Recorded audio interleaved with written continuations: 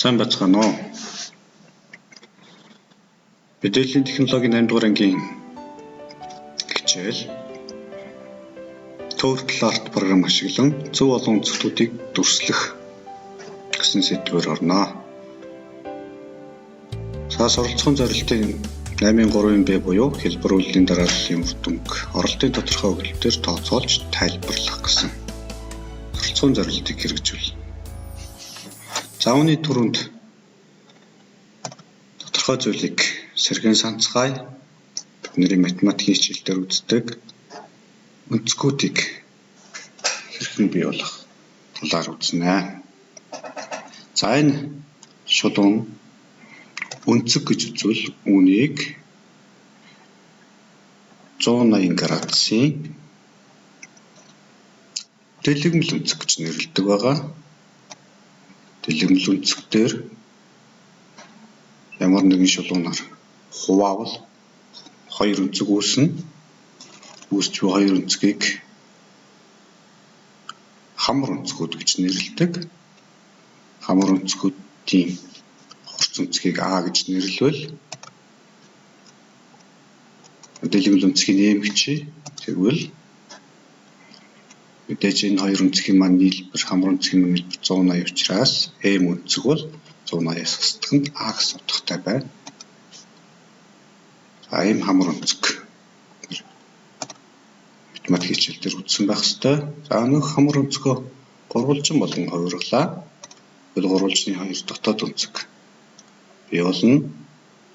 За гурвалжин бол 3 өнцөгтэй А, Б, С өнцөг.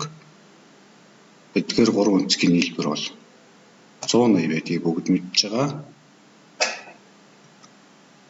За тэгвэл Б, С өнцгийн нийлбэр бол 180-аас хасдаг нь А гарна. Эндээс ямар нэгэн дүгнэлт хийж болохыг ажиглацгаая. Б, С өнцгийн нийлбэр 180-аас хасдаг нь А юм байна. Мөн М өнцгийн нийлбэр бол бас 180-аас хасдаг нь А юм байна. Тэгэхээр Б дээр нэмэх С бол М өнцгтэй тэнцүү байх нэ. За үүнийг гурвалжны гадаад өнцгийн чанар гэж үзэж болно. Энэ дасгал ажилцгаая. Гурвалжин байна. Гадаад өнцгийг олох юм байна. Энэ налсан хамар өнцөг буюу гурвалжны дотоод өнцөг 85 юм байна. Тэгвэл түрүүнд үзсэн баталсан теорем буюу энэ гадаад өнцгийн эсрэг хоёр өнцөг нь бол энэтэй тэнцүү гэдгийг бид нар баталсан. Тэгэхээр энийг олохын энэ гадаад өнцгийг олохын тулд А, Б хоёрын нийлбэрийг олсон ч болно гэсэн санаатай байна. Тэгэхээр гурвалжны дотоод өнцгүүдийн нийлбэр 180 байдаг учраас А дээр нэмэх нь Б-ийн нийлбэр бол 180-аас 85 байх нь энэ өнцгийг олсно. Хоёрын нийлбэр энэтэй нийлээд 180 гэсэн үг шүү дээ. За тэгэхээр А дээр нэмэх нь Б бол 95 гарах нэ. Өөрөөр хэлбэл энэ хоёрын нийлбэр энэтэй тэнцүү. Тэгэхээр энд муулгаагүй 180-аас 85 гэсэд 95 гарна гэсэн. Хоёрны дасгал юм гэж нэгдэж байна. Эндээс ямар нэгэн зүйлийг дүгнж болно. Гурвалжны дотоод хоёр өнцгийн нийлбэр эсрэг өрсөх гадаад өнцөгтэй тэнцүү. За энэ дүгнэлтэнд төгсч болохоор байгаа. За энэ теоремсоор эдгээрийг хийсэн ч хийж болж байна. Тэгвэл дотоод өнцгүүдийн нийлбэрийг цааш нь үргэлжлүүлэн судлая. За гурвалжин мэдээж 3 өнцөгтэй 3 өнцөг нь нийлбэр нь 180 байдаг. Үүн дээр үргэлжлүүлэн дахин нэг гурвалжинг авч үзье. Мэдээж 3 өнцгийнх нь нийлбэр 180 байх нь тодорхой. Харин үүнийг 4 өнцөгт хэмээн сэтгэвэл энэ 4 өнцгүүдийн нийлбэр хэд болох вэ? 4 өнцгүүдийн нийлбэр 2 гурвалжингаас бүрдсэн байна гэж үзье. Тэгвэл 180-ыг үрждэг нь 2 буюу 4 өнцгүүдийн дотоод өнцгүүдийн нийлбэр 360 байдаг байна. Үүнийг цааш үргэлжлүүлэн дахин гурвалжин нэмье. Мэдээж өнцгүүдийнх нь нийлбэр 180 байна. Одоо сайн ажиглах юм бол 5 өнцөгт болчлоо. 5 өнцөгт энэ 5 өнцөгт бол 3 ширхэг гурвалжингаас бүтсэн гэж ойлгож болно. Тэгвэл 3 ширхэг 180 буюу 540. 5 онцгтын дотоод онцгуудын нийлбэр бол 540 байх нэ. Тэгээрээс бас нэгэн зүйлийг ажиглаж болно. 3 онцгтын дотоод онцгуудын нийлбэр бол 1 үржих 180 буюу 180 байна. 4 онцгтынх бол 2 ширхэг гурвалжингаас бүтсэн учраас 2-ыг үржигдэх 180. 5 онцгт бол 3 ширхэг гурвалжингаас бүтсэн учраас 3-ыг үржигдэх 180 буюу 540 байна. Гэх мэтчлэн цааш нэг томьёолвол хэрвээ n өнцгтэй дүрс байвал n-ээс хасдаг нь 2-ыг 180-аар үржүүлэх юм бол тухайн n өнцгтийн дотоод онцгуудын нийлбэр гарч ирж болно.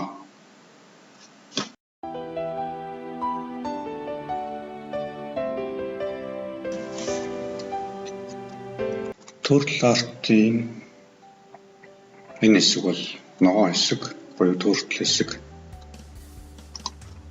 Ямар нэгэн дүрсийг байгуулахдаа Klein Button гэж нэрлэдэг. Энэ цэвэрлэх баттон дээр ямар нэгэн дүрс зурагдсан байх боломжтой. Түүнийг цэвэрлэх баттон Klein-ээр заавал цэвэрлэнээр байлбал бүлгийн дараалал эхэллээ гэж ойлгож болно. За яст бэлхийгээр хамгийн дөрөв квадрат буюу зөв дөрөв өнцгтийг дүрслэе.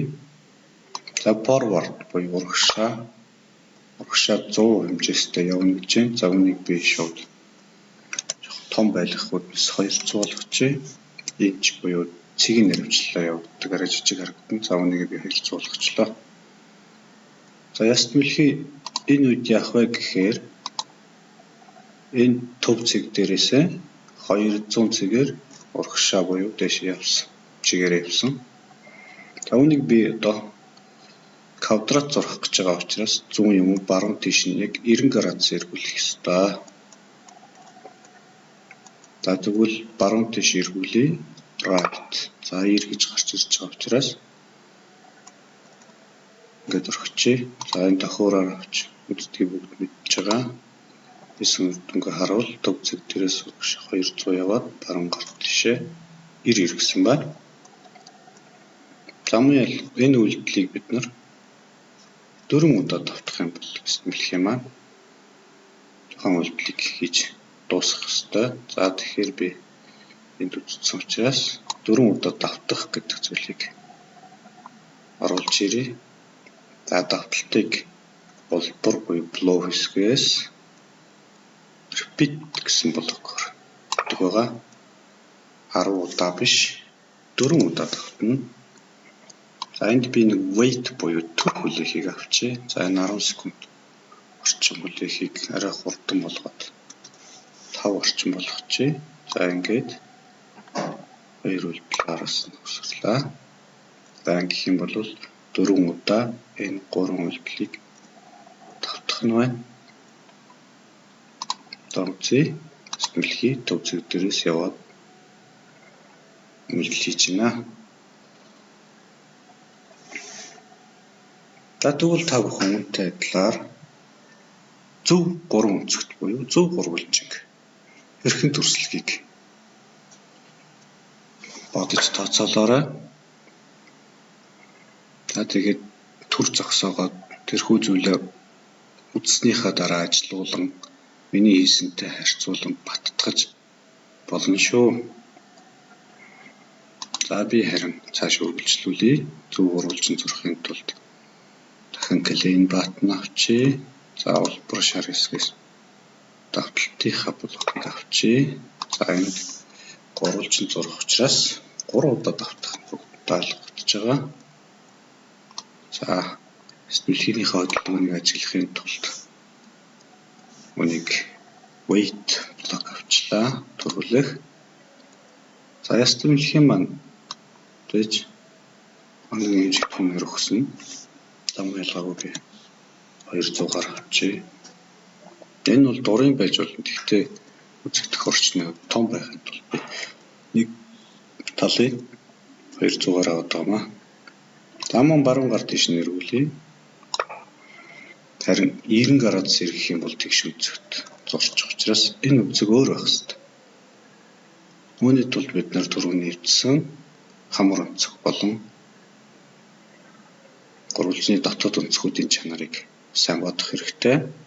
Зөв гурвалжин бол дэж гурвалжин чинь 3 онцгтийн дотоод онцгүүдийн нийлбэр 180 байхыг бид нар сайн мэдж байгаа. Тэгвэл зөв гэдэг маань 3 онцгод гурлаа тэнцүү байна гэсэн. Тэгэхээр 180-ыг 3-т хуваавал гурвалжны маань нэг онцөг 60 градус болох нь 60 градус. Тэгэхээр энийг 60 болговол ямар үр дүнд хүрэхийг та бүхэн тооцоолоорой. Гэхдээ энд би та нарт ямар нэгэн алдаа гаргахаас бол эмээхгүй байх хэрэгтэй. 60 болгож байгаад үзье. Яст мэлхийн маань яваад дэлгэцнээс гараад явчлаа. Тэр 3 талд зурсан боловч энд 60 градусын онцөг үүсэхгүй байгааг бүгд харж байна. Энд мэлгаагүй. Яагаад ийм болчихвоо гэдэг маань бидний яст мэлхийн цэгээс эхлээд энэ цэг дээр ирээд баруун гар тийшээ 60 градус иргэсэн байгаа. Тэгэхээр энийг цаашаа үргэлжлүүл сэтгэх юм бол энд гадаад онцөг үүснэ. Харин энэ гадаад онцөг маань 60 болчиход гурвалжны дотор байх онцөг маань 120 болчиход байгааг бүгд анзарч байгаа. Тэгэхээр баруун гар тийшээ 60 градус биш харин 120 градус иргэх юм бол гадаад онцөг 120 харин дотоод онцөг нь 60 болох ёстой. Тэгэхээр яст мэлхийн маань ийшээ биш энэ хавь руу чиглэнэ гэсэн ойлголт бий болж. За тэгэхээр үнийг сэлчихье. 120 градус баруун гар тийшээ эргэж гэмээр гурвалжны дотор 60 градус үлдэнэ. За ингээд тохиороо аван шалгаж үзье. Яст мэлхий явлаа. Эргэлээ. За ингээд зөв гурвалжин ийшээ явсан 120 градус энэ дээр дэше харсан байсан. 120 градус эргэхээр энэ чиглэл рүү эргээд 200 яваад мөн 120 эргээд 200 яваад 120 эргээд анхны барилт дээр ирсэн байна. За энэ зарчмын дагуу одоо зөв 5 онцгтыг дүрсэлжүүлнэ. За энэ бол бидний 4 онцгт. Энэ бол 3 онцгт гэдэг төрөл арт програмд. Энэ үр дүнг зэрэг байлгуулж болдог. Нэг яст мэлхий байгаа учраас клин бат тавсан тохиолдол энийг арилгахад үйлдэл эндээс 0-аас эхэлдэг гэсэн санаа. За тэгвэл би одоо 5 онцгтыг хэрхэн төслөх талаар үзье. Мөн клин бат хэрэгтэй. 5 талтай учраас 5 удаа давтах хэрэгтэй. 5 болгочихно. Яст мэлхийг ажиглаж явахын тулд weight-ийг авч байгаа. Weight юу нь бол байхгүй ч байсан болно. Weight байхгүй бол яст мэлхий маань хоромхон зурчдаг учраас яст мэлхий явж байгаа хэсэг харагддаг. За 5 онцгт том ясаар бол таныг би нэг 150-аар авчи.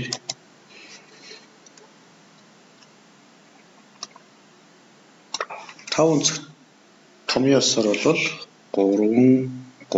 5-аас 2 буюу 3 гурвалж буюу 100. 540 градус болно. 540 градус 5 онцгтын дотоод онцгтын нийлбэр 540-ыг 5 хуваах юм бол нэг онцгийн хэмжээ гарч ирж байгаа. 540-ыг 5-д хуваагаарай. 108. За 108 градус. Тэгвэл 108 градусаар эргэжүүл дөрүүд юу болсныг мэдж байгаа. Тэгэхээр 108 үлдэж байгаа хамар онцгийг олно. Тэгэхээр 180-аас 108-ыг хасна гэсэн үг. 180-аас 108-ыг хасаарай.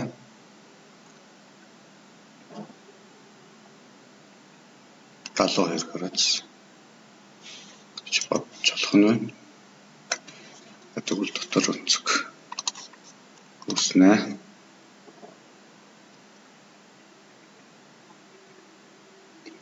За За тэгэхээр яст мэлхийг яг зөв эргүүлээд ижил хэмжээтэй явуулаад байвал анхны барилтаар ирэхэд л тухайн цэгтүүдийг зураад ичиж байна. 4 цогт, 3 цогт, 5 цогт.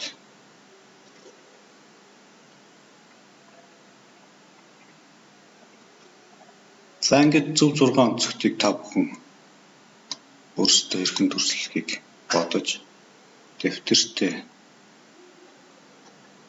хөв блокуудыг зурж болно.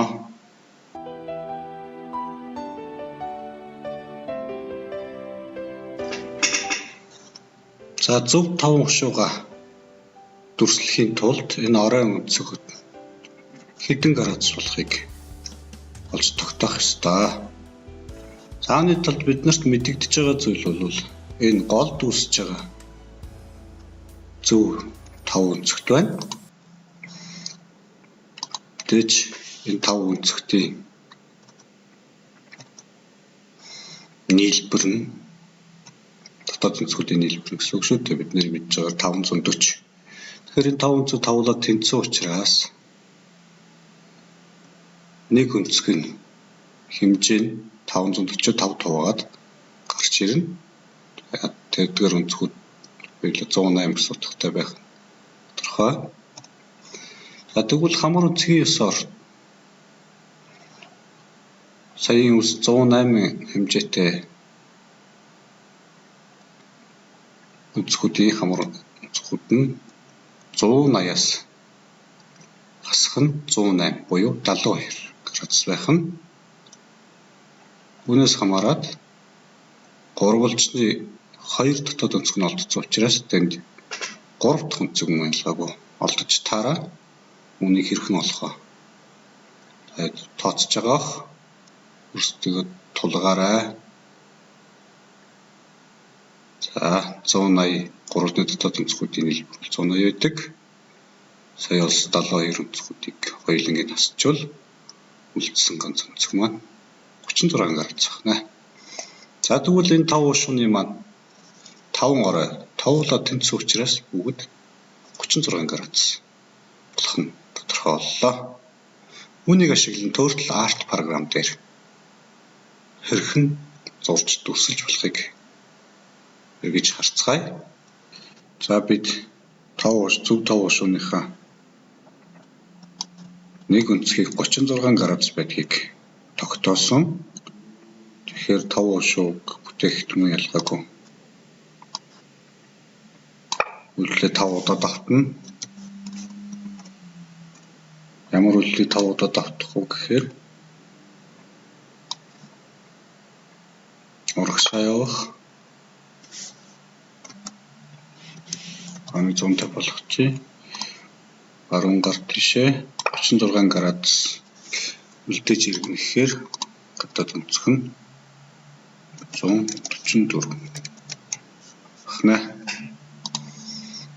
За ингээд товш дурс маань юм хурд weight аваагүй учраас ястмэлхий хормын дотор хийж гүйцэтгэж байгааг харж байна. За одоо weight гэсэн үйлдэлийг хийж өгье. Тэгээ харуул бидний ястмэлхий маань явж байгаа нь илүү тодорхой харагдана.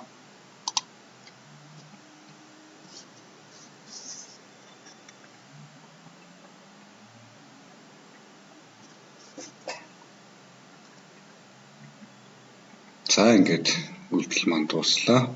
Мэдээж талыг урт болгож болно. Тав хушуугаа арай том болгоё гэвэл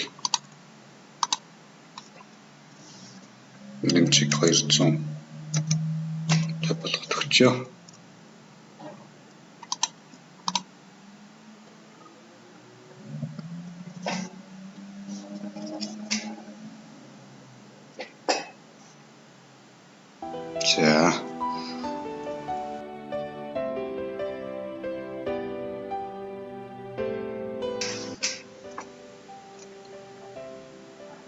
За та бүхэнд биедан бодох даалгаврыг Үгүй.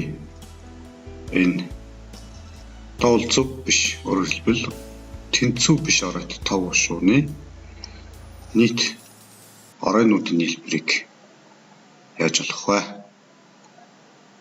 Энэ бол биедан бодох бодлогоогоо гурвалжны гадаад өнцөг гэдэг зүйлийг ашиглан бодож олно.